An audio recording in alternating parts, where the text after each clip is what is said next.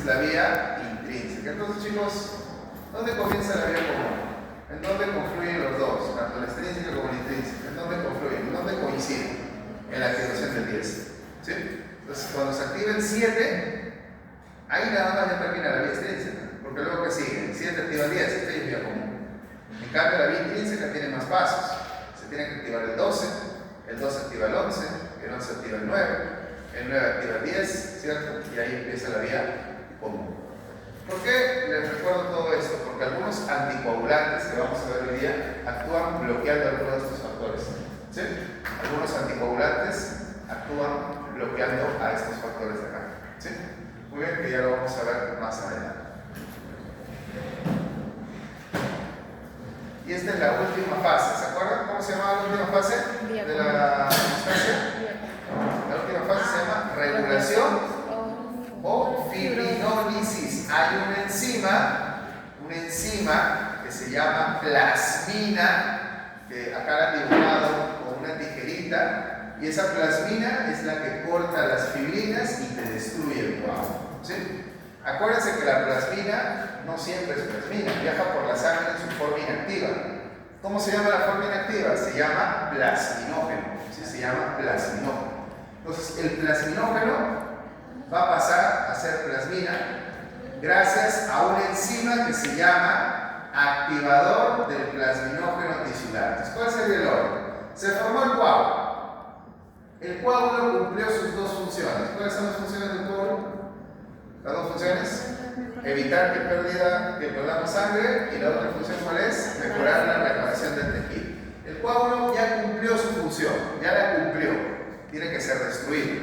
¿Qué es lo que pasa? El plasminógeno que está viajando por ahí es activado gracias a esta enzima, gracias al activador del plasminógeno tisular. ¿Sí? En realidad el nombre del enzima es muy fácil, ¿no? Activador del plasminógeno tisular, porque están los tejidos, ¿cierto? Activador del plasminógeno tisular es el que hace que el plasminógeno se convierta a plasmina. Y la plasmina, como ustedes ven ahí en el gráfico, lo han dibujado acá en forma de tijeritas, te corta la fibrina y se acabó el coágulo, se destruye el coágulo. ¿Sí? Se destruye el coágulo. Muy bien.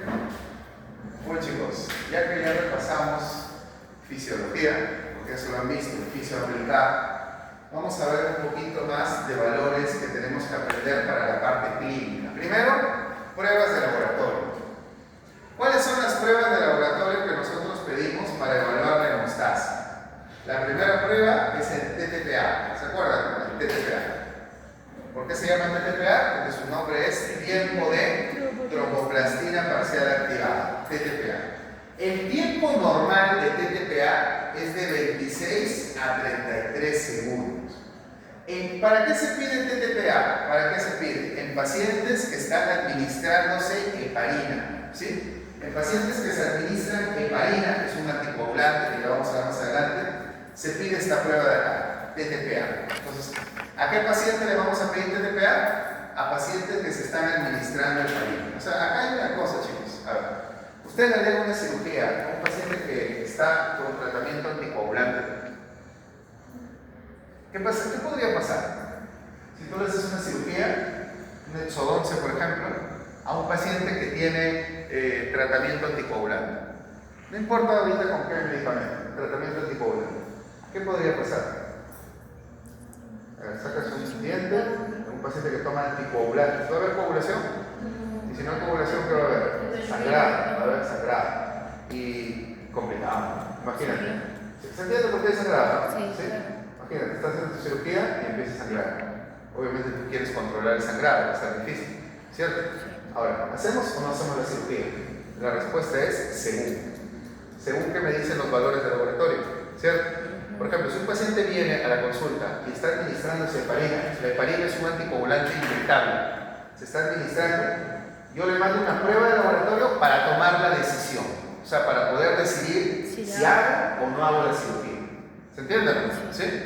Entonces, esa prueba, por ejemplo, para pacientes que se administran heparina, es esta TTPA. Es una prueba que nosotros hacemos en pacientes que están bajo tratamiento con heparina. Otra prueba de laboratorio que ya no se usa mucho, pero igual hay que recordarla, es tiempo de protrombina. El tiempo de protrombina normal es entre 12 a 14 segundos. ¿Sí? ¿Por qué digo que ya no se utiliza mucho? Porque descubrieron que, según el laboratorio, estos valores podrían alterarse. Por ejemplo, tú lo mandabas a laboratorios marca Acme, por así decirlo, ¿sí? Bueno, los favoritos marca Acme, y te salió un valor de 13. Entonces está bien. Pero lo mandabas al laboratorio, no sé, pues, Sonrisa y Ilusión, ¿cierto? Y te salió un valor de 15 en el mismo paciente. Y lo mandabas al laboratorio, entonces, Pepito, y te salían 10. O sea, y al final te decías, por ese mismo paciente, es la misma muestra de sangre. ¿Por qué me salen valores tan diferentes? Mucho era porque su sistema de calibración no era muy bueno para hacer esta prueba. ¿Sí? Por ejemplo, ¿a qué pacientes se le pedía esta prueba? A los pacientes que tomaban anticoagulantes orales. ¿Sí? Por ejemplo, warfarina. ¿Sí? Warfarina. ¿Qué es más común? ¿Que le llegue un paciente que se está inyectando heparina o un paciente que está tomando warfarina? ¿Qué es más común? Warfarina. Si un paciente tiene un infarto, el médico, ¿qué es más fácil? Oye, inyectate un anticoagulante o mejor tómalo por vía oral. ¿Qué es más fácil que el paciente te cumpla? Porque eso lo va a tomar para toda la vida. Si un paciente ha tenido un infarto, va a tener que tomar anticoagulantes para toda la vida. ¿Qué es más fácil? ¿Que se esté inyectando? ¿O que mejor se lo esté tomando por vía oral? Entonces, ¿cuál era el problema? Que cuando venían, por ejemplo, pacientes que consumían warfarina, el odontólogo, ¿qué prueba le mandaba? Tiempo de protrombina, ¿cierto? Porque esta semana el paciente te consume anticoagulantes orales.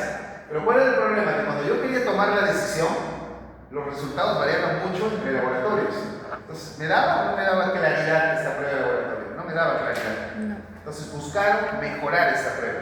¿Sí? Buscaron mejorarla. ¿Y trajeron? Y cuando la mejoraron, cambiaron de prueba y ahora solicitamos INR. ¿Sí? INR. INR, digamos que es una prueba de laboratorio en el cual se mejoró este tiempo de protrombina. ¿Se entiende? Es una prueba que se hace ahora, ya no se hace tiempo de protrombina.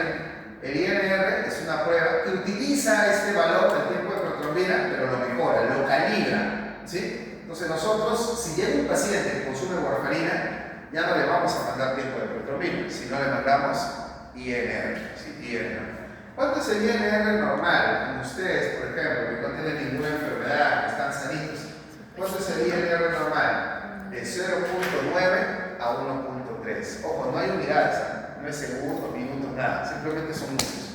De 0.9 a 1.3. Ese es el INR de un paciente sano, de un paciente que no consume ningún medicamento. Pero yo le pregunto algo. Si tú tienes un paciente que consume warfarina, ¿tú crees que el INR va a estar acá? Un paciente que toma warfarina, el INR ¿cómo va a estar? Más alto, ¿cierto? Va a estar más de 1.3. La pregunta es, chicos, ¿hasta qué tan alto yo puedo hacer mi cirugía? ¿Se entiende o no? ¿Sí? ¿Hasta qué tan alto? O sea, ¿hasta qué valor yo puedo decir, puedo hacer mi cirugía? No va a sangrar tanto. O sea, va a sangrar, pero no tanto, ¿cierto? Eso lo vamos a ver más adelante. Pero este es el INR de un paciente sano. Paciente que no toma ningún medicamento. Yo les hago ahorita INR a todos ustedes y tiene que estar entre estos valores. ¿Sí? ¿Se entiende? Se supone. Cuesta, Sí, se supone. Y hay dos pruebas que son muy inespecíficas, muy generales. Uno es tiempo de sangría. ¿Para qué sirve el tiempo de sangría? El tiempo de sangría sirve para ver la actividad plaquetaria, o sea, para evaluar hemostasia primaria, el tiempo de sangría. El tiempo de sangría normal es de 1 a 6 minutos en un paciente sano. Si yo quiero saber qué tan bien están funcionando las plaquetas, puedo mandarle al paciente esta prueba de acá, tiempo de sangría. Y esta es otra prueba que es muy general, una prueba muy general, no es específica, que es el tiempo de coagulación. Si yo quiero saber de manera general cómo funciona mi cascada de coagulación, si mi paciente está coagulando bien o no, le mando una prueba de tiempo de coagulación. Debería ser entre 6 a 10 minutos. Pero ojo, esta es una prueba muy general, muy general.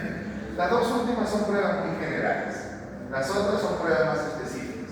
Ya saben, TTPA se lo mandamos a un paciente que está bajo tratamiento con heparina principalmente, anticoagulantes inyectables, y INR nosotros vamos a mandar en pacientes que están bajo tratamiento con anticoagulantes orales. orales, principalmente la warfarina, ¿sí? Principalmente warfarina. Muy bien.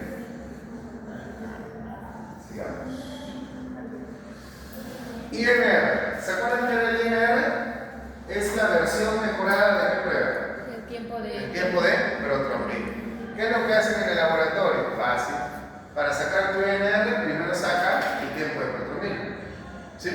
O sea, te sacan el tiempo de protrombina y para calcular el INR simplemente divides tu tiempo de protrombina, o sea, el tiempo de protrombina de un paciente, entre el tiempo de protrombina de un referencial que usa el laboratorio, ¿cierto? Un número referencial que usa el laboratorio, y todo eso elevado a una constante que se llama ISI, que es un índice de sensibilidad internacional. Gracias a esto de acá, chicos, miren, gracias a este ISI, es que la prueba ya se normaliza. O sea, ya no hay tanta varianza, ¿se entiende? Ya no hay tanta alteración de la prueba, gracias a este ISI, a este índice de sensibilidad internacional. Este es el secreto para que el INR sea una prueba más exacta que el TP que antes se sacaba, ¿sí? Entonces, si ustedes quieren calcular el INR, de esta manera lo pueden hacer. No sé si en el examen puede venir algo así, ¿no? Si el ISI es 3, ¿no? Y el tiempo de protrombina de un paciente es tanto segundos, y el tiempo de protrombina que vamos a usar de referencia es tanto, ¿cuánto sería INR? Chicos, es una división y luego una potencia nada más. O sea, yo no entiendo por qué tienen tanto miedo a las matemáticas. Además, si yo les digo que el INR se calcula sumando esto, también van a estar. No. Es una suma, o sea, tienen un terror en las matemáticas terrible ustedes. Ojo con esta fórmula porque podría, no sé, podría venir, ¿no? ¿Cómo se calcula en este caso el INR? ¿Sí? Muy bien, ahora sí, hablemos de los primeros medicamentos que vamos a tratar el día de hoy, los famosos anticoagulantes, ¿sí? Los anticoagulantes. A ver, chicos, primero, que estos medicamentos nosotros no los vamos a administrar, ¿sí? Ningún odontólogo administra anticoagulantes. Estos medicamentos los administran los médicos, ¿cierto? ¿Y por qué le administrarían un anticoagulante a un paciente? ¿Por qué creen? ¿Por qué le darían un anticoagulante al paciente? Porque el paciente me está haciendo una enfermedad. Una enfermedad trombótica, ¿cierto? Una enfermedad trombótica, está formando trombos. Por ese motivo, el médico le va a dar o un anticoagulante o un antiagregante. ¿Qué diferencia hay entre estos medicamentos? Anticoagulante y antiagregante. El anticoagulante lo que va a hacer es inhibir la cascada de coagulación.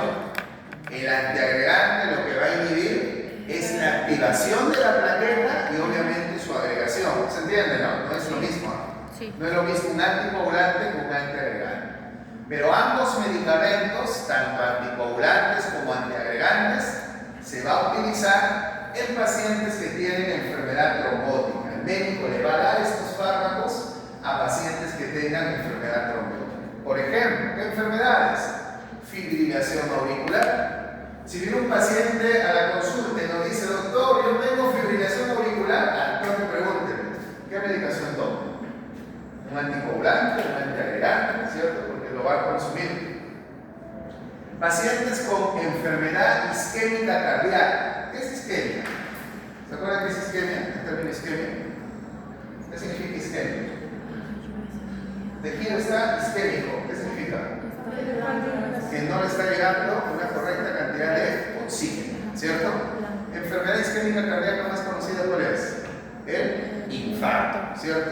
Las coronarias se cierran, no le llega sangre como oxígeno al corazón, el corazón se infarta. Esta es una enfermedad isquémica cardíaca. Entonces, si un paciente llega a consulta con infarto agudo de miocardio, o sea, que ha tenido un infarto, ese paciente de ley está tomando o anticoagulantes o antiagregantes. Pacientes con enfermedades valvulares cardíacas, por ejemplo, pacientes que sus válvulas cardíacas están enfermas, están dañadas, como la bicúspide, la tricúspide, por ejemplo, e inclusive el paciente ya está usando válvulas cardíacas protésicas. En ese caso, también el paciente va a estar consumiendo anticoagulantes o antiagregantes. ¿Sí? ¿Se entendió, chicos? Sí. Estos pacientes son los que van a estar consumiendo estos medicamentos. Si viene un paciente y le dice que tiene cualquiera de estas enfermedades, hay que averiguar qué anticoagulante o qué antiagregante están tomando, porque de ley los están recibiendo. ¿Sí? Y ahí no acaba la cosa, hay más diagnósticos. Pacientes, por ejemplo, como ya les había comentado, después de un infarto del miocardio, también van a tomar anticoagulantes, antiagregantes. Pacientes con trombosis venosa profunda, que normalmente esta enfermedad afecta a las piernas, a los miembros inferiores. Se forman trombitos y eso puede comprometer, obviamente, la salud de ese miembro inferior. Por eso es importante dar anticoagulantes en estos pacientes con trombosis venosa profunda.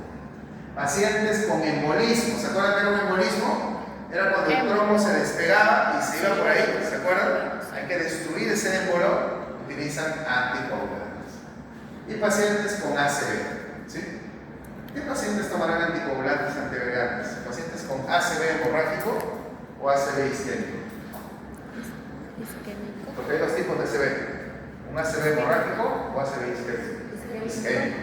Porque un paciente con ACV hemorragia, tú le debes un anticoagulante para que tenga más hemorragia, pero ¿se entiende? No tendría sentido. Pacientes con ACV isquémico se les administra también estos medicamentos. Muy bien, entonces veamos los anticoagulantes. Primer anticoagulante que vamos a ver, heparina estándar. Para ustedes, ¿qué significa el término estándar? Cuando le dicen, esa ropa es estándar, es estándar. No que cualquiera que sea una fea, ¿no? El común, ¿cierto? El común, el convencional.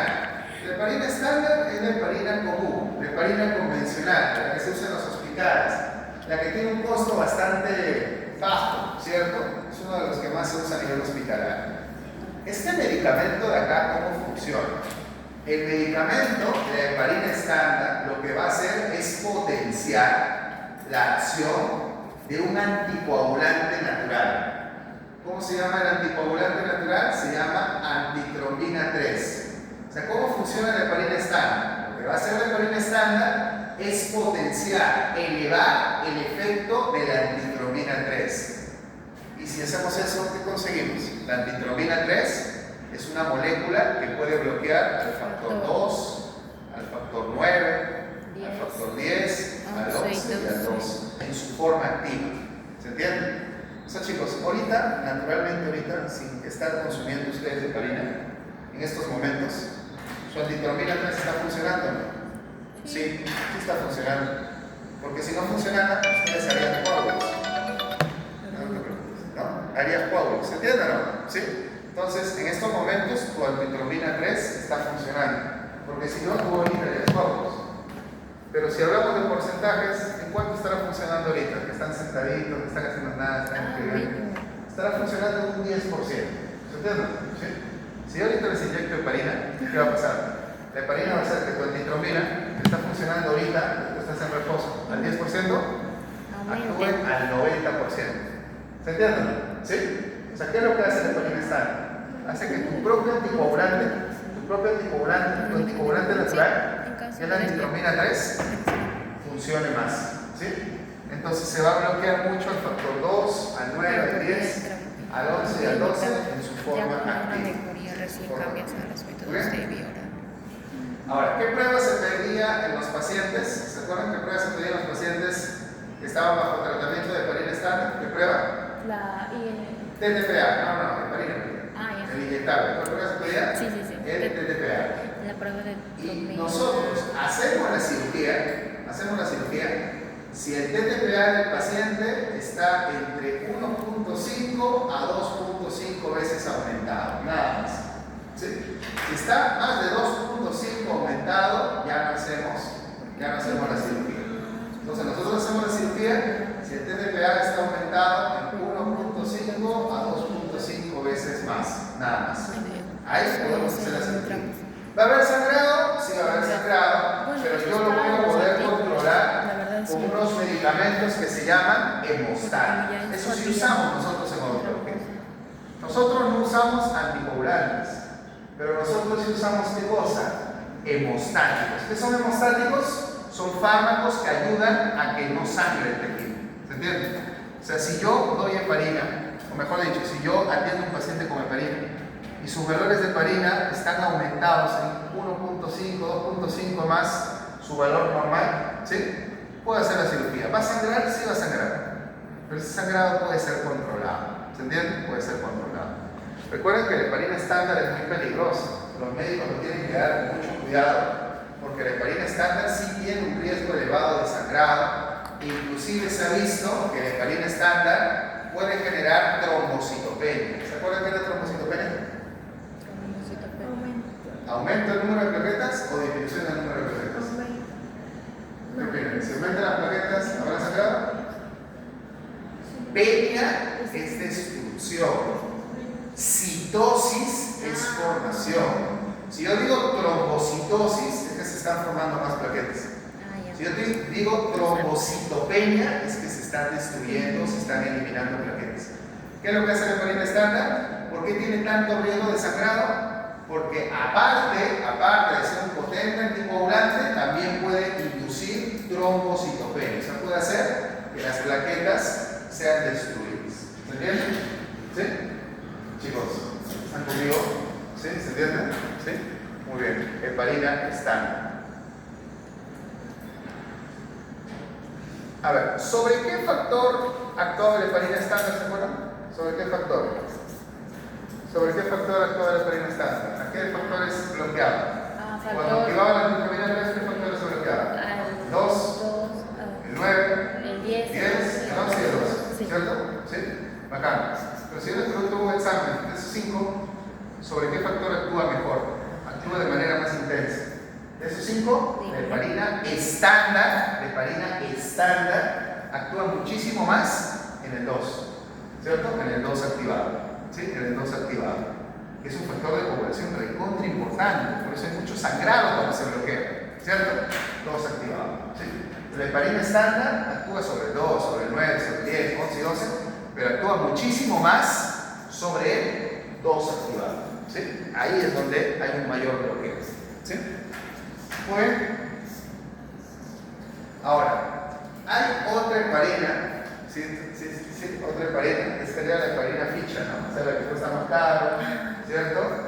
Es una heparina que tiene menos efectos adversos, es más, su riesgo de hemorragia es bajo.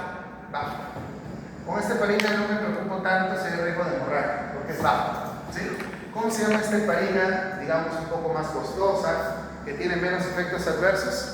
Se llama heparina de bajo peso molecular. Heparina de bajo peso molecular. O llamada también enoxaparina. Así también se le llama. Enoxaparina. ¿Sí? Heparina de bajo peso molecular. O llamada también enoxaparina. Enoxaparina. ¿Sí? Esta heparina de acá también aumenta a la antitromina 3. Aumenta. Pero ¿se acuerdan de la antitromina 3 a qué factores bloqueaba? Al 2, sí, al 9, al 10, al 11 y al 12. Esta heparina de bajo peso molecular no tiene un efecto intenso contra el 2. Por eso no genera mucho sangrado. Su efecto más intenso es sobre qué factor? Sobre el factor 10. ¿Sí? El 10. Tiene un efecto elevado contra el 10 y un efecto disminuido contra el 2. ¿Se entiende? Si yo les pregunto en un examen, chicos, la heparina estándar y la heparina de bajo peso molecular tiene diferencias.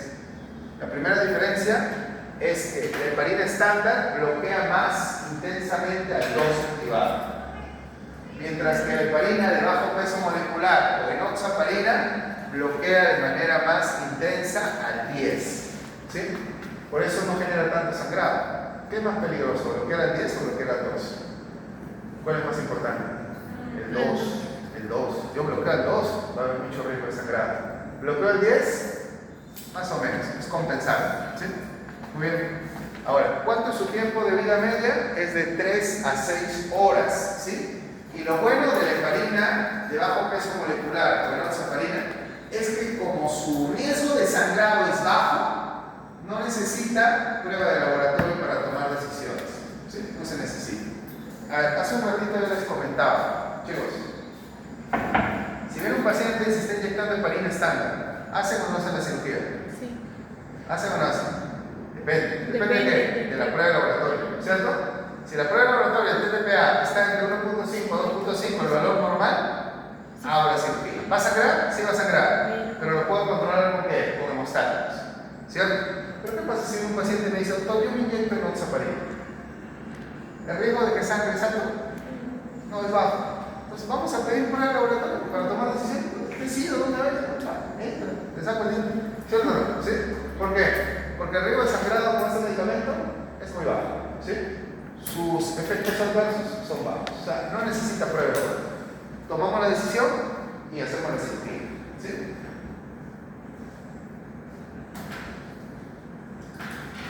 Ahora, solamente un pequeño consejo, chicos, que en base a la experiencia, a veces surgen cositas y te enseñan, ¿no?, en la vida. Chicos, hay pacientes que tienen insuficiencia renal, ¿cierto? ¿Conocen esa enfermedad? Sí. Insuficiencia renal. Y muchos de ellos que sufren de insuficiencia renal, inclusive están bajo un tratamiento de diálisis, ¿cierto? Diálisis. ¿Saben qué es la diálisis, no? ¿Qué es la diálisis? Cuando tus riñones ya no funcionan para nada, estos pacientes tienen que ir por lo menos 3 veces por semana a que literalmente le saquen la sangre, lo manden a una máquina, esa máquina purifique su sangre, o sea, le quite todos los desechos, lo que tu riñón debería hacer pero no lo está haciendo, y te la regresa, ¿cierto? Y te vas. Eso es diálisis, ¿cierto? ¿Qué pacientes se realizan diálisis? Hemodiálisis. Pacientes con insuficiencia renal, ¿sí? ¿Qué pasa si justo atiendes a ese paciente? El paciente se está dializando. Tú le preguntas, disculpe, ¿usted consume algún medicamento? No, doctor, porque mis riñones están enfermos. No consumo ningún medicamento. Voy a estudiar tu tormenta. No consumo ningún medicamento, ¿cierto? Ningún medicamento. Miren lo que les va a decir el paciente. No consumo ningún medicamento, porque no lo consumo. Doctor, no puedo consumirlo también porque mis riñones no sirven, ¿cierto? Ya. Entonces yo digo, ¿le hago o no le hago la cirugía? ¿Le hago o no le hago? No consume ningún medicamento. Le hacemos los ojos y comienza a sangrar. ¿Qué fue? ¿Qué pasó? Algo que el paciente a veces no nos dice porque de repente ni sabe, es que cuando te hacen diálisis te inyectan heparina. ¿Por qué creen? Si tu sangre va a salir por un tubo y va a ir a una máquina, ¿se puede coagular en la máquina? Ahorita sacamos sangre y la colocamos en una manguera y lo dejamos ahí. ¿Se coagula o no se coagula? Sí. Claro que se coagula, Sí. porque ya salió de tu cuerpo. ¿Se entiende o no? Sí. Se va a coagular. ¿Qué es lo que hacen los médicos para que tu sangre salga, entre a la máquina, tolere todo el tiempo de purificación y luego regrese de nuevo? Te inyectan un anticoagulante para que no se coagule. ¿Y qué anticoagulante crees que te inyectan? Heparina estándar, ¿cierto? Entonces el paciente está en su cuerpo con una dosis de heparina estándar y yo le hice la cirugía. ¿Sangra o no sangra? Va a sangrar. Es más, como me dijo que no tomaba nada, no se utilizara nada, yo no saqué mis hemostáticos, ¿me entiendes? No los tengo a la mano, ¿sí? Y eso puede generar un problema. Entonces, cada vez que un paciente se dializa, tú ya tienes que saber que ese paciente está con anticoagulantes, está con heparina. Entonces, ¿cuál es la recomendación? No hacer ninguna cirugía, ¿sí? No se hacen cirugías, no se realiza cirugías en las primeras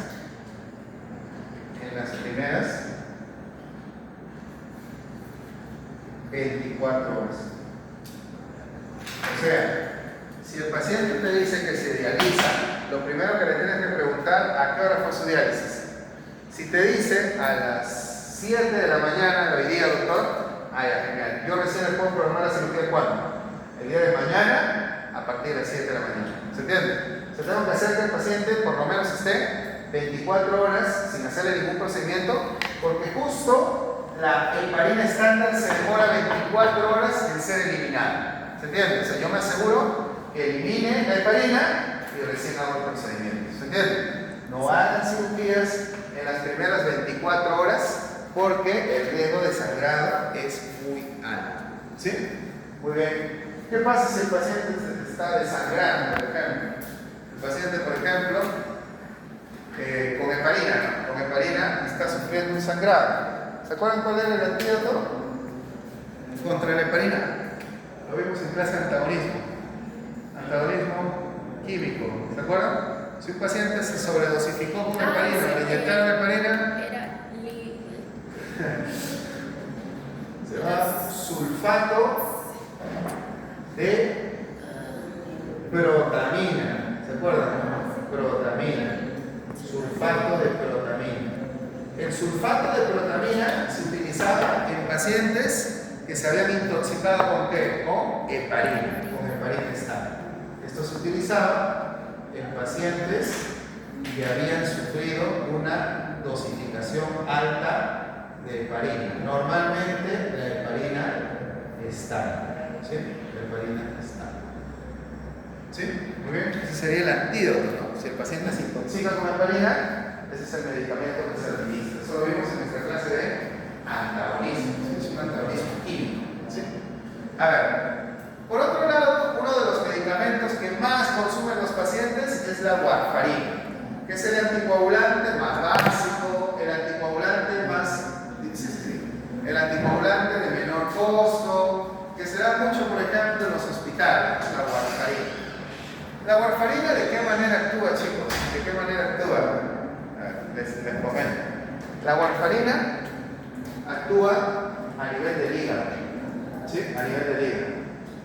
Tenga mucho cuidado, una pregunta puede ser, explique usted cómo funciona la warfarina, cuál es su mecanismo de acción, porque su mecanismo es un poco complejo, ¿sí? Por eso puede ser cualquier pregunta, ¿sí? Puede ser, ¿sí? Les explico acá ya, cómo funciona la warfarina. Y también como es uno de los anticoagulantes que más se usa, hay que saber cómo funciona. A ver, yo tengo acá mi hígado, ¿cierto? Tengo mi hígado. Fíjense que este es mi hígado. El hígado tiene una enzima que se llama vitamina K epóxido reductasa, así se llama, vitamina K epóxido reductasa, así se llama el enzima. El hígado tiene esta enzima que se llama vitamina K epóxido reductasa, ¿sí? ¿Ya? ¿Para qué sirve esta enzima? Fácil, pues, si se llama vitamina K, aquí va a coger como cofactor. ¿Se acuerdan de bioquímica que algunas enzimas funcionaban como cofactores? ¿Cuál es un cofactor? La vitamina K. Entonces, ¿qué es lo que hace el hígado? Coge la vitamina K de tu cuerpo, coge la vitamina K, ¿sí? La vitamina K, la coge, ¿cierto? Para poder formar factores de coagulación. ¿Qué factores de coagulación va a formar esta enzima, este hígado? El factor 2, el factor 7, el factor 9 y el factor 10. Esto lo vimos en fisio. Estoy totalmente seguro. Incluso en fisiología yo les decía, estos factores, ¿cómo se les llamaba? Factores dependientes de vitamina K. No sé si se acuerdan que esto lo vimos en fisio aplicada, ¿sí? Entonces, el hígado utiliza una enzima que se llama vitamina K, epóxido reductasa, ¿sí? Para formar estos factores de acá. ¿Se entiende? Que son factores muy importantes. Miren, estas dos. ¿Es importante o no las dos? ¿Qué es lo que hace la warfarina? Ya se imaginan. ¿Qué era la warfarina? La warfarina lo que hace es bloquear este enzima. Eso es la warfarina. O sea, la warfarina lo que hace es unirse a la enzima y bloquearla. Así funciona la warfarina. Así funciona. ¿Sí? O sea, la warfarina va a bloquear a esta enzima, que también acá puede ser reductasa. Esta enzima ya no funciona, no se fabrican estos factores y por eso tenemos efecto anticoagulante. ¿Se entiende? De esa manera es como actúa, en este caso, La warfarina, que es uno de los anticoagulantes más utilizados, es uno de los anticoagulantes que más se da a los pacientes. ¿Sí? Muy bien, chicos.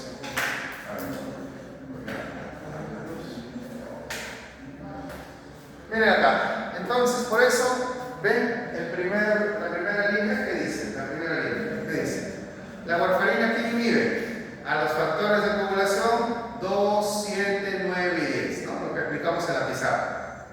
La warfarina tiene un tiempo de vida bastante largo, de 40 horas, ¿no? O sea, en el cuerpo se queda mucho tiempo, ¿cierto? Este efecto por tiempos muy prolongados. Si yo recibo un paciente en el consultorio que está con tratamiento con warfarina, ¿le hago o no le hago la cirugía? ¿Está tomando warfarina? ¿Le hago o no le hago? Depende. ¿Depende de qué? De la prueba de laboratorio. Acá sí se manda prueba de laboratorio. ¿Cuál es la prueba de laboratorio? INR. ¿Cuánto tendría que ser el INR? El INR normal en ustedes, ¿cuánto es? De 0.9 a 1.3. Si mi paciente tiene un INR de 2 a máximo 3.5, le puedo hacer la cirugía. ¿Va a sangrar? Sí, pero lo puedo controlar con hemostáticos.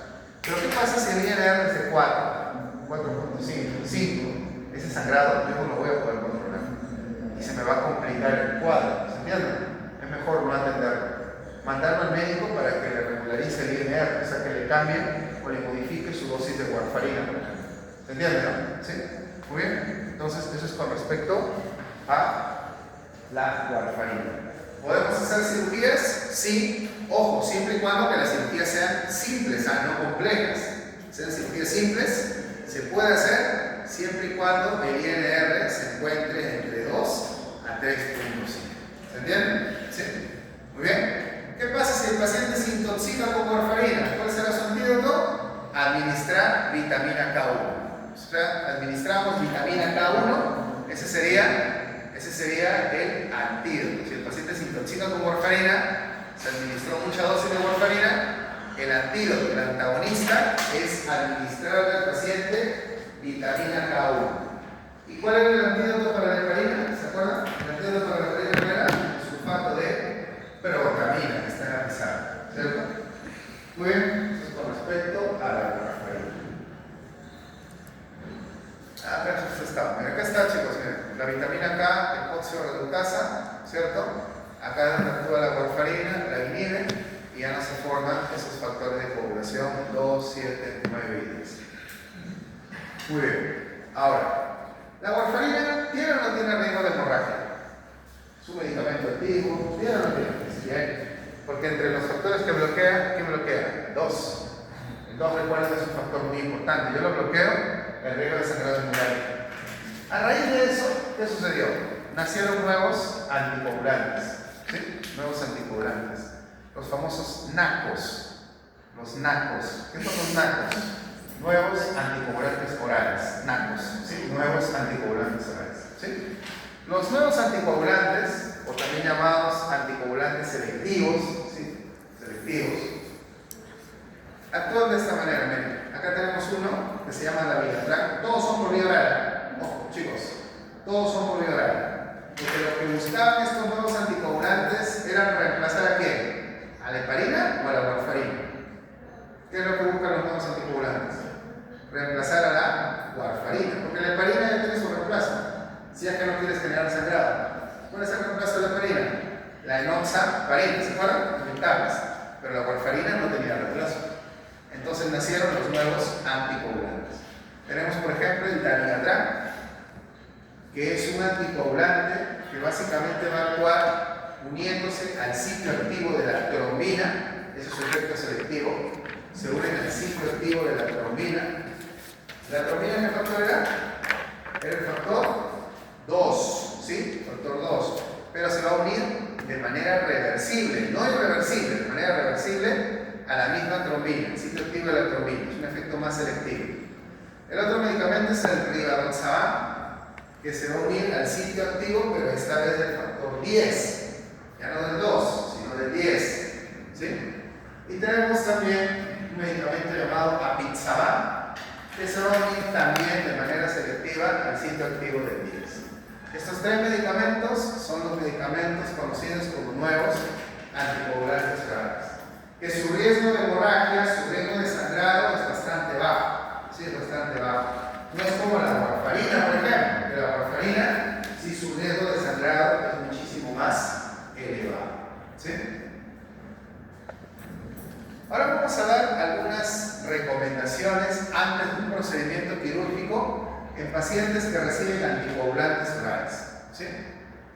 Muy bien. ¿Qué pasa si el paciente, por ejemplo, recibe anticoagulantes orales antiguos, llamados humarínicos, o warfarina, en otras palabras? Warfarina. ¿Qué pasa si el paciente está recibiendo warfarina? Warfarina. ¿Qué recomendaciones? Primero, tomarle un INR. ¿Cuánto tiene que ser el INR? Menor o máximo 3.5. Si el paciente tiene un INR de máximo 3.5, yo puedo hacer la cirugía. No requiere suspensión, porque muchos lo que hacen es, le dicen al paciente, ya no tomes tu warfarina, pero eso es peligroso. ¿Qué pasa si un paciente está tomando warfarina por 2 años? Y tú le dices, te voy a hacer una cirugía, deja de tomarlo 3 días antes. O sea, no sé si me entienden. Estoy tomando un medicamento para que no se me formen qué cosa, trombos. Y el odontólogo me ha dicho que lo deje de tomar. Sospechoso, ¿no? Solamente para que no salga mi cirugía. Y mi trombo, ¿me entienden? Y si no hacen un trombo, ese es un problema. Y ustedes van a ver eso de manera muy frecuente. Aquí tengo warfarina, pero hay que tener cuidado. Yo puedo hacer procedimientos quirúrgicos simples, siempre y cuando mi INR esté menor o igual a 3.5, sin retirar la warfarina. ¿Sí? Procedimientos quirúrgicos simples, sin retirar la warfarina, si el INR no es mayor a 3.5. Y si el paciente está usando nuevos anticoagulantes, Dabigatran, Rivaroxaban, Apixaban, si el paciente está formando nuevos anticoagulantes, no requiere un control de laboratorio. ¿Por qué no requiere un control de laboratorio? Porque su riesgo de sangrado de estos nuevos anticoagulantes, ¿cómo es? ¿Alto o bajo? ¿Cómo es el riesgo de sangrado de los nuevos anticoagulantes? Alto o bajo. Es bajo. No requiere control de laboratorio, mucho menos requiere la suspensión del tratamiento. Yo puedo hacer el procedimiento quirúrgico, no hay ningún problema. ¿Sí? Puedo hacer el tratamiento quirúrgico. ¿Sí? ¿Muy bien? Entonces, como vemos acá, normalmente los procedimientos que nosotros hacemos en odontología de manera más frecuente en el consultorio, ¿cuáles son? Extracción dentales, procedimientos de endodoncia. Para esos procedimientos, por ejemplo, el riesgo de sangrado es pequeño, el riesgo de hemorragia es pequeño. Si hago de repente un procedimiento reconstructivo, una cirugía obviamente más compleja, ahí el riesgo de sangrado sería alto. Pero normalmente los procedimientos que hacemos en odontología tienen un riesgo de sangrado, de hemorragia bastante bajo. Así que podemos controlarlo con la utilización de hemostáticos. No hay ningún problema en eso. A ver, algunas otras recomendaciones, chicos. Miren, algunas otras recomendaciones. Este es un estudio que justo menciona lo que estábamos hablando hace un rato. En este estudio, por ejemplo, se hizo una investigación para ver si realmente los anticoagulantes nuevos, o llamados también directos, generan riesgo de sangrado. ¿Qué se vio en este estudio? Que no hubo diferencia significativa en el sangrado postoperatorio entre warfarina y los nuevos anticoagulantes directos, y no es necesario interrumpir la terapia con los nuevos anticoagulantes directos para procedimientos simples, entonces simples. ¿Sí? Se recomienda realizar el procedimiento por lo menos 6 horas después de la última dosis. O sea, para que tú, a ver, de nuevo, los nuevos anticoagulantes producen sangrado o no? El riesgo de sangrado es bajo. Pero si tú quieres reducir más todavía el riesgo de sangrado, hagan la cirugía por lo menos 6 horas después de la última dosis de su anticoagulante.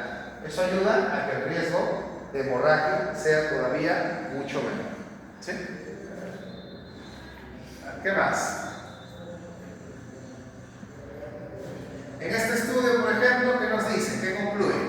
Se pueden realizar restauraciones, exodoncias simples, endodoncias, hasta biopsias y alisado radicular en casos de periodontitis sin interrumpir la terapia con los nuevos anticoagulantes orales directos. Se puede. Igual se recomiendan medidas de hemostasia local, o sea, tener nuestros hemostáticos a la mano por alguna urgencia que se pueda dar, como por ejemplo esponjas de fibrina, adhesivos tisulares y agentes antifibrinolíticos como el ácido tranexámico. Ahorita vamos a ver qué es, ¿no? Esos son los hemostáticos, ¿sí? Esos son los hemostáticos. O sea, ¿qué nos dicen las recomendaciones? Si el paciente recibe nuevos anticoagulantes, no es necesario retirarlo. Si es que el procedimiento es simple, ¿se entiende? Pero igual, tengo que tener a la mano mis hemostáticos o no. Por si hay una urgencia, hay un pequeño sangrado, un sangrado de repente mayor al que yo esperaba, con mis hemostáticos lo podemos controlar. Muy bien, chicos, ¿alguna pregunta con respecto a anticoagulantes? ¿Alguna pregunta con respecto a anticoagulantes? ¿Todo claro? Sí. Ya. ¿Era lo mismo un anticoagulante que un antiagregante? ¿Era lo mismo? No. Un anticoagulante, ¿qué es lo que hace? Un anticoagulante inhibe la cascada de coagulación.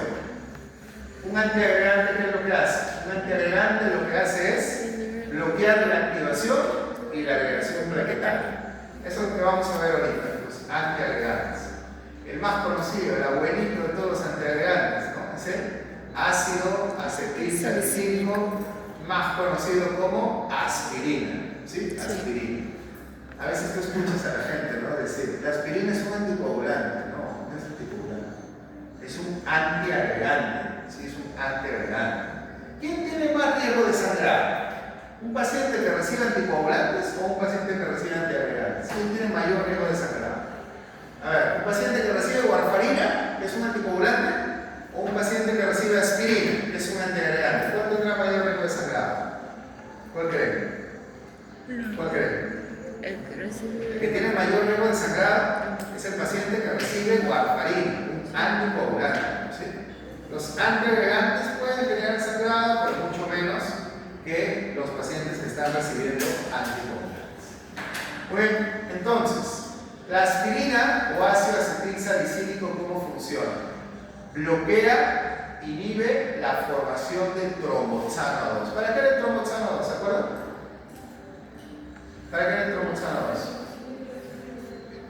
Era un activador plaquetario. ¿Se acuerdan? Un activador plaquetario. Entonces, lo que hace la aspirina, su mecanismo de funcionamiento, su farmacodinámica, es bloquear al tromboxano 2. Bloquea la formación de tromboxano 2. ¿Sí? Lo que hace es prolongar el tiempo de sangría. En algunos laboratorios, o en algunas clínicas, cuando el paciente venía tomando aspirina, se le mandaba una prueba de tiempo de sangría. Pero dígame, ¿la prueba de tiempo de sangría es específica o es inespecífica? Tiempo de sangría. ¿Era específica o era muy general? Muy general. Actualmente, por ejemplo, ya no se indica esa prueba. Si el paciente toma aspirina, ya no se le manda prueba de laboratorio. Con los antiagregantes no se mandan prueba de laboratorio. ¿Sí? No se mandan prueba de laboratorio. Muy bien. Y la aspirina hace su efecto antiagregante utilizándolo en dosis bajas. Tú cuando ves a un paciente que toma aspirina, lo va a tomar en estas dosis. Aspirina. Se toma entre 81 a 100 miligramos al día. Cuando tú das, bueno, recuerden que esto no lo damos nosotros, esto lo da el médico. Cuando el médico da la aspirina en estas dosis, tiene efecto antiagregante. Pero, por ejemplo, en algunos países se usa la aspirina como antiinflamatorio o como analgésico. Y para usarlo como antiinflamatorio o como analgésico se tienen que dar dosis más altas, de 500 miligramos por arriba. Pero acá en Perú, ¿cómo se usa la aspirina? ¿Como antiagregante o como analgésico antiinflamatorio? Como antiagregante. Acá en Perú se vende la cardioaspirina, por ejemplo. Cardioaspirina, como un antiagregante. ¿Sí? Muy bien. Digamos, así funciona la aspirina o ácido acetilsalicílico. Miren lo que hace. La aspirina, ¿cierto? La aspirina lo que hace es bloquear a una enzima que se llama ciclooxigenasa. Si bloquean a la ciclooxigenasa, específicamente la ciclooxigenasa 1, ya no se forman tromboxanos. Entonces, de esa manera es como funciona la aspirina. La aspirina bloquea a una enzima que se llama ciclooxigenasa 1. Si yo bloqueo a la ciclooxigenasa 1, ya no se forman tromboxanos. Si no se forma un tromboxano, las plaquetas no se activan. Si no se activan, no se agregan. ¿Sí? Por eso es un antiagregante plaquetario. De esa manera funciona la aspirina. ¿Sí? Y hay nuevos antiagregantes. Al igual como hay nuevos anticoagulantes, hay nuevos antiagregantes. Por ejemplo, acá tenemos a la ticlopidina, tenemos al clopidogrel, tenemos al dipiridamol. Estos son antiagregantes. Estos antiagregantes funcionan de una manera más específica, ¿sí? De una manera más específica. Por ejemplo, la ticlopidina y el clopidogrel lo que hacen es modificar, alterar, inactivar ¿a qué? Al receptor para ADP. ¿Para qué servía el ADP? ¿Para qué servía el ADP? Eso cuando era... También es un activador plaquetario. ¿Cuáles son los activadores plaquetarios que estudiamos? Tromboxano, A2 y ADP. Si yo con ticlopidina y clopidogrel inactivo al receptor para ADP, por más que haya ADP, no se va a unir a nada. Y la plaqueta no se activa. ¿Se entiende? O sea, lo que está haciendo ticlopidina y clopidogrel es bloquear al receptor del activador, o sea, al receptor del ADP. Yo lo bloqueo, el ADP no funciona. Si no funciona, la plaqueta no se activa. ¿Se entiende? Ahora, ¿cómo actúa el dipiridamol? El dipiridamol tiene otro mecanismo. Inhibe a una enzima llamada fosfodiesterasa y eso hace que aumente las concentraciones de AMP cíclico. Si usted recuerda en sus clases de proteína G, si hay más AMP cíclico, ¿qué va a haber? Más activación o inhibición de la célula. Activación, ¿cierto? Activación. Pero en este caso específico, ¿qué es lo que está sucediendo? ¿Qué está sucediendo? Que cuando el dipiridamol inhibe la fosfodiesterasa, incrementa las concentraciones de AMP cíclico, pero a su vez reduce las concentraciones de tromboxano. Al final, ¿qué le va a pasar a la plaqueta? ¿Qué le va a pasar? O sea, aumenta su AMP cíclico, pero ¿a qué costo? ¿A qué costo? Bloqueando y inhibiendo ¿qué cosa? Su tromboxano. Si no hay tromboxano, tampoco se va a activar la plaqueta. Entonces, de esa manera es como funcionan estos antiagregantes. Ticlopidina, clopidogrel bloquean directamente al receptor de ADP. Si se bloquea el receptor de ADP, ya no hay activación plaquetaria. Dipiridamol inhibe la fosfodiesterasa, incrementa las concentraciones de AMP cíclico, pero ¿a qué costo? Reduciendo las concentraciones de tromboxano. Si no hay tromboxano, la plaqueta tampoco se va a activar. ¿Sí? Acá lo vemos, ¿no? Acá lo vemos. Entonces, nosotros vemos acá cómo está actuando, por ejemplo, el clopidogrel, la ticlopidina, ¿sí? ¿De qué manera actúan estos medicamentos? ¿se acuerdan? Inhibiendo directamente al receptor para ADP. Y el dipiridamol, ¿de qué manera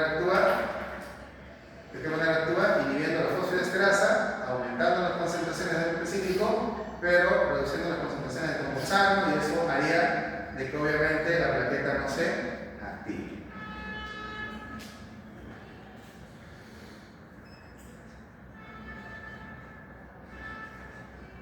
¿Qué más? A ver, algunas recomendaciones, algunos estudios. Miren acá, algunos estudios. Por ejemplo, nosotros tenemos este estudio en el cual participaron 456 pacientes que recibieron warfarina, recibieron antiagregantes plaquetarios, anticoagulantes directos, que son los nuevos, ¿cierto? O algunas combinaciones entre ellos, porque también se combinan, ¿no? Hay pacientes que, por ejemplo, reciben warfarina con aspirina. Hay pacientes que reciben aspirina con clopidogrel, o sea, hay combinaciones. ¿Qué procedimientos se les hizo a estos pacientes? Se les hizo procedimientos como raspado y alisado radicular, colocación de implantes y otros procedimientos. ¿Sí? ¿Y qué se vio en este trabajo? Se vio que el 99.6% de pacientes continuaron normalmente con su medicación antitrombótica durante el procedimiento. Normalmente, continuaron. Se presentó un sangrado postoperatorio solamente en 3 procedimientos de todos los pacientes, el cual se resolvió de manera adecuada utilizando hemostáticos locales. O sea, miren cuántos pacientes intervinieron. Miren cuántos pacientes intervinieron. Se intervinieron 456 pacientes. Se les hizo diversos procedimientos. El 99.6% no suspendieron su terapia, siguieron con sus antitrombóticos, sus anticoagulantes. ¿Y qué pasó? se le realizó el procedimiento y solamente hubo casos de sangrados profusos en 3 casos. De verdad, un porcentaje muy pequeño. Y esos 3 casos se resolvieron tranquilamente usando medidas hemostáticas locales. ¿Sí? Entonces, el uso de estos medicamentos en cirugías dentales simples, es bastante adecuado. ¿Sí? Ahora, chicos, pregunta. ¿Y qué pasa si tú vas a hacer un procedimiento quirúrgico, pero complejo? O sea, ¿en qué casos no se suspendía el anticoagulante, el antiagregante? ¿En qué casos no se suspendía? ¿En qué casos no se suspendía? ¿En qué casos no se suspendía? Si es warfarina, por ejemplo, ¿en qué casos no se suspendía? Warfarina, que es el más usado. ¿En qué casos no se suspendía warfarina? Cuando el INR no era mayor que 3.5 y el procedimiento quirúrgico era simple. Pero ¿qué pasa si vamos a hacer una cirugía más compleja? El paciente toma warfarina. ¿Qué opinan? ¿Se puede o no se puede complicar la cosa? ¿Se puede o no se puede? Sí. Entonces, si el paciente está con warfarina,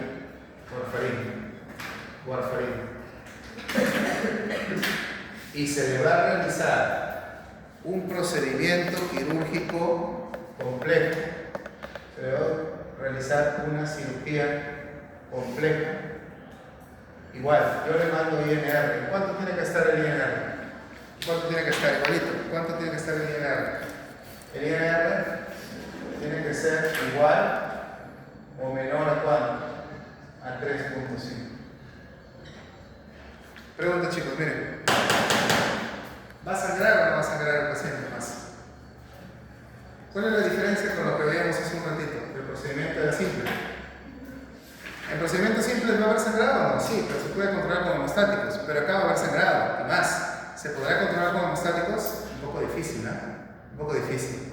En este caso, sí se recomienda suspender la warfarina, pero no la suspendemos nosotros.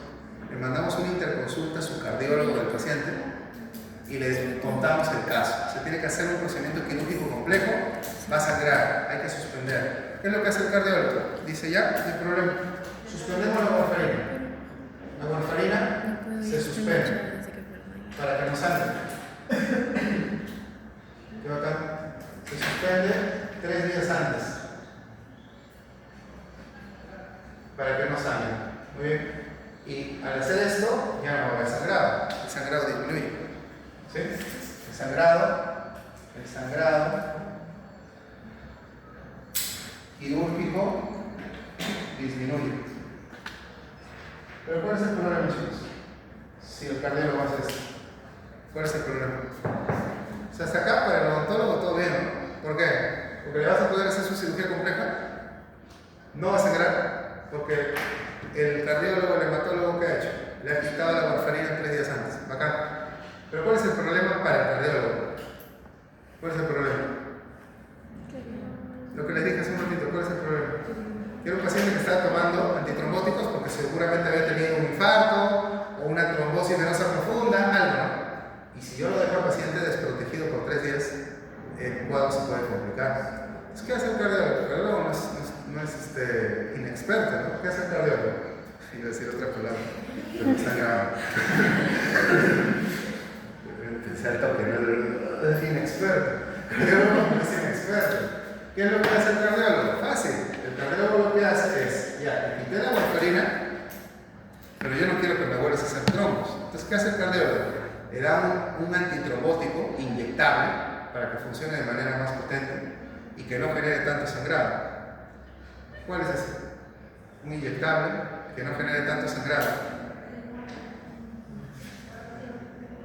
¿Heparina estándar? Muere el paciente. La enoxaparina. El paciente, el cardiólogo le va a dar enoxaparina. ¿Por qué vía? Por vía subcutánea. ¿Sí? Ojo, la heparina estándar se administra por vía intravenosa y por vía subcutánea, estándar. La enoxaparina no, solamente por vía subcutánea. Y se lo va a administrar desde un día antes de la cirugía. Entonces, chicos, acá ganamos todos. ¿Por qué? Uno, porque el odontólogo va a poder hacer su cirugía compleja. ¿Cierto o no? No va a haber mucho sangrado. ¿Por qué? Porque el paciente ya no está tomando warfarina. ¿El cardiólogo gana o no gana? Sí, porque el paciente no va a hacer trombos tampoco. ¿Por qué no va a hacer trombos? Porque está consumiendo su anticoagulante ahora, ¿sí? Solo que es un anticoagulante que su riesgo de sangrado no es alto. ¿Sí? ¿Se entiende? Muy bien. ¿Qué tal hasta ahorita? ¿Todo bien? ¿Sí? Y ya para terminar la clase, chicos, vamos a ver algunos medicamentos que sí usamos nosotros. O sea, medicamentos que sí podemos administrar, que son los hemostáticos. ¿Para qué serviría un hemostático? ¿Para qué serviría un hemostático? ¿Para qué serviría un hemostático? Para favorecer a quién? A la hemostasia, pues. O sea, para que el paciente se está sangrando, deje de sangrar. Estos medicamentos nosotros los usamos en cirugías. Por ejemplo, este es el primer medicamento, vitamina K1. La vitamina K1 es uno de los hemostáticos más potentes que existen. Por eso se usa de manera intravenosa, por ejemplo, solo en emergencias, y en algunos casos de sangrado profuso se puede usar por vía oral, pero en emergencias se aplica por vía intravenosa. ¿Qué es lo que hará la vitamina K1, chicos? ¿Qué es lo que hará? Lo contrario de esto, pues. ¿Qué es lo que hará? Hará que esta enzima, vitamina K reductasa, funcione menos o más. Funcione más y forme más de estos factores. ¿Se entiende? Por eso ahí dice, lo que hace la vitamina K1 es favorecer la formación del factor 2, 7, 9 y 10 a nivel hepático. ¿Se dan cuenta? ¿Sí? ¿Se dan cuenta? Muy bien. Eso es algo muy, pero muy importante. Algo muy importante. ¿Qué más? ¿Qué más? Lo que les estaba comentando, ¿no? Que en emergencias se puede emplear por vía intravenosa. Estas son las dosificaciones que normalmente nosotros administramos de vitamina K1 cuando hay, por ejemplo, sangrado o quiero prevenir una hemorragia. Si es emergencias, ya saben, se tiene que aplicar por vía inyectable, por vía intravenosa. Pero si no es una emergencia, se puede dar por vía oral, por vía subcutánea, una dosis de 5 a 10 miligramos, una al día, por 3 a 5 días. Eso es en adultos. En niños, obviamente, podemos dar dosis más bajas, de 1 a 5 miligramos, por vía oral, por vía subcutánea, cada 24 horas, igual, durante 3 a 5 días. ¿Sí? Esas son las dosificaciones, básicamente, de vitamina K1. Conaquion es una de las marcas comerciales más conocidas. Conaquion. Este de acá es el que más usamos nosotros, ¿no? El ácido tranexámico. Chicos, el ácido tranexámico es un medicamento que va a inhibir la formación de plasmina. ¿Qué era la plasmina? ¿Se acuerdan del último paso de hemostasia? ¿Qué era la plasmina? Era una enzima que tenía forma de tijerita, ¿se acuerdan? ¿Cuál era su función? Cortar a la fibrina y que el coágulo se destruya.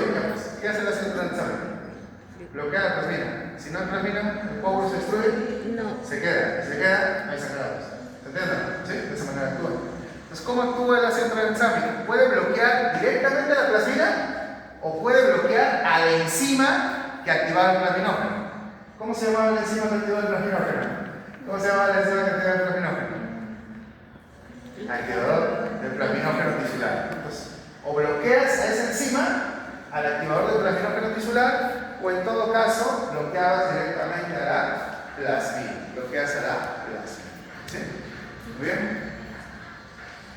Estas son las dosificaciones. Nosotros, por ejemplo, el ácido tranexámico, a pesar de que vienen ampollas, no lo inyectamos. Nosotros hacemos algunas estrategias interesantes. Agarramos la ampolla y la embebemos en una gasa. Hacemos la cirugía del paciente, le ponemos la gasa ahí, con el ácido tranexámico, decimos al paciente que muerda y que lo tenga ahí por lo menos unos 5 a 10 minutos. ¿Se entiende? ¿Qué es lo que está haciendo el ácido tranexámico? A pesar que es una ampolla, no lo inyectamos, está haciendo un efecto local en la zona. ¿Sí? Y luego, cuando el paciente se va a su casa, inclusive le podemos recomendar que fabrique enjuagues. O sea, que agarre la ampolla de ácido tranexámico, ¿sí? Que la diluya hasta llegar al 5%. ¿Cómo es así? La ampolla es de 10 ml, ¿sí? De 10 ml. La ampolla es de 10 ml. ¿Qué le decimos al paciente? que la ampolla, que es 10 ml, lo combinen con 10 ml de agua. ¿Quiere hacer esto? ¿Sí? 10 ml de ácido tranexámico con 10 ml de agua, yo ya fabriqué una solución al 5%. ¿Sí? Ya la fabriqué. Porque la ampolla viene al 10. Si la ampolla es al 10% para bajarlo a 5, ¿qué tengo que hacer? Mezclarlo con la misma cantidad de agua. ¿Se entienden? ¿Sí? Entonces, ¿qué hago? La ampolla es de 10 ml, lo combino con 10 ml de agua. Y ahí fabrico una solución de ¿cuánto? De 5 ml. ¿Cierto? Y le digo al paciente que con eso que he fabricado se enjuaga. Después de la cirugía, que se enjuaga. Como si estuviera jugando con clorexidina, que se enjuaga. Ya el enjuagatorio por 2 minutos, o sea que lo tenga ahí en la boca 2 minutos, con 10 mililitros, ¿sí? O sea, acá hemos fabricado para 2 enjuagues, ¿cierto? Para 2 enjuagues. 10 mililitros cada 8 horas durante 2 a 5 días, ¿sí? Podemos decirle al paciente que haga enjuagues, ¿sí? Enjuagues con ácido tranexámico. O podemos embeber la gasa y colocarlo directamente en la herida, también es una opción, ¿sí? Muy bien. Y ya hay otros medicamentos hemostáticos como el etancilato, por ejemplo.